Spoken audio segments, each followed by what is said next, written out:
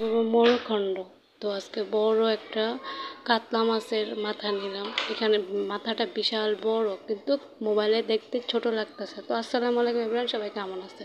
মোরখণ্ড রান্না করবো। তো কীভাবে রান্না করি তো আমার সম্পূর্ণ ভিডিওটার সাথে থাকুন। তো আমি একটু তেল দিয়ে একটা কড়াই বসে দিলাম। তো তেলটা গরম হওয়ার পরে আমি মাথাটা হালকা একটু ভেজে নেব। তো মোরখণ্ড রান্না করতে গেলে মাথাটা ভেজেও রান্না করা যায় বা কষিয়েও রান্না করা যায়। তো আমি হালকা ভেজে নেব মাথাটা।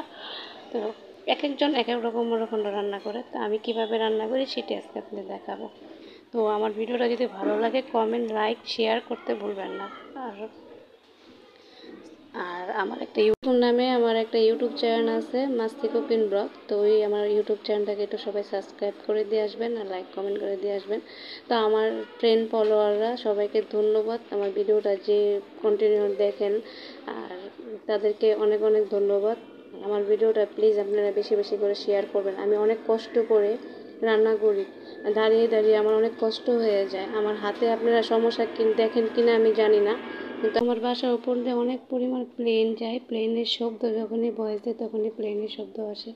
তো যাই হোক, আমার ভিডিওটা বেশি বেশি করে লাইক কমেন্ট করে দিবেন। আর আমার এই অসুস্থ শরীরটাকে নিয়ে আমি অনেক পরিশ্রম করি, সবাই আমার জন্য দোয়া করবেন। আর যারা আমার ভিডিও দেখেন তারা আমার হাতগুলো ফলো করেন কিনা আমি জানি না, কিন্তু প্লিজ আমার একটু একটু যদি আপনারা একটু সাহায্য করেন, আপনারা একটু, আমি আর কিছু চাই না, আপনারা আমার ভিডিওটা বেশি বেশি ফলো, লাইক, কমেন্ট করে দিবেন। আর আমার ভিডিওটা বেশি বেশি করে ফলো করবেন, এতটুকুই আমি আপনাদের কাছে চাই। তো আমি প্রায় 5 মিনিটের মতো মশলাটা ভালো করে কষিয়ে নিলাম। এখানে আদা, রসুন, হলুদ, মরিচ সব কিছু দিয়ে আমি ভালো করে মশলাটা কষিয়ে মুগ ডালগুলো এখন দিয়ে দিয়েছি। দিয়ে আমি জিরা ফাঁকি দিয়ে দিলাম। তো আমি ভালো করে ডালগুলো কষাবো। তো কষিয়ে একদম যখন ঝোলটা শুকাই যাবে ভাজা ভাজা করে, তারপর আমি দিব গরম পানি। তো আমার ঝোলটা একদম কষানো শেষ। তো আমি এখন দিয়ে দেবো গরম পানি। তো এরকম করে আমি ভাজা করে ফেললাম ভালো করে কষিয়ে।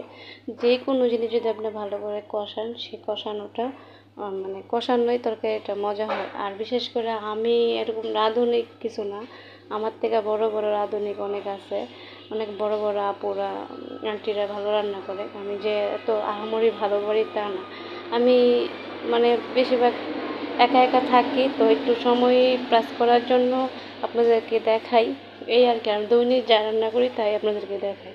তো আমি এখন এটা মাথাটা দিয়ে দিলাম। তো এটার সাথে মাথাটা আবার একটু কষাই নিব। তো এখন দিয়ে দিলাম পানি, পরিমাণ মতো পানি। আমি যে পানিটা দেবো এটা দিয়ে সিদ্ধ হয়ে যাবে। তো আমি বেশি ঘন ডালটা বেশি একদম পাতলাও করবো না, তেমন বেশি একটা মিডিয়ামভাবে রাখবো আর কি। তো যাই হোক, আমার এই রান্নাগুলো কেমন হয় আপনারা যদি কমেন্ট করে আমাকে জানান, আর কেমন ভিডিও লাগে আমাকে কমেন্ট করে জানাবেন, উৎসাহ হবে। আমি জানি আমার ভিডিও আপনাদের ভালো লাগে না। আমি ইদানিং আমার কেন জানি আমার ভিউজ একদমই হইতেছে না, ভিউজ খালি কমে যায় আর বাড়ে, একদিনটা কমে আর এবার। তো আমি জানি আমার ভিডিওর কোয়ালিটি ভালো না, আমার ক্যামেরা ভালো না।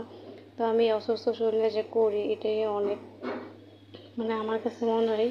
কিন্তু আমি চেষ্টা করি আপনাদেরকে একটু ভালো করেন, কিন্তু আমার শরীরে কুলায় না। আমি দাঁড়াইতে থাকি, দাঁড়ানোটা আমার অনেক কষ্ট হয়ে যায়। তো আপনারা আমার জন্য দোয়া করবেন, কারণ আমার শরীরে প্রচুর ব্যথা, তো ব্যথা নিয়ে আমার অনেক টাফ হয়ে যায়। এই তো আমার রান্না করা শেষ। এই যে আমার ডালটা এরকম হয়েছে। তো কেমন হয়েছে কমেন্ট করে জানাবেন। আল্লাহ হাফিজ। সবাইকে থ্যাংক ইউ আমার ভিডিওটা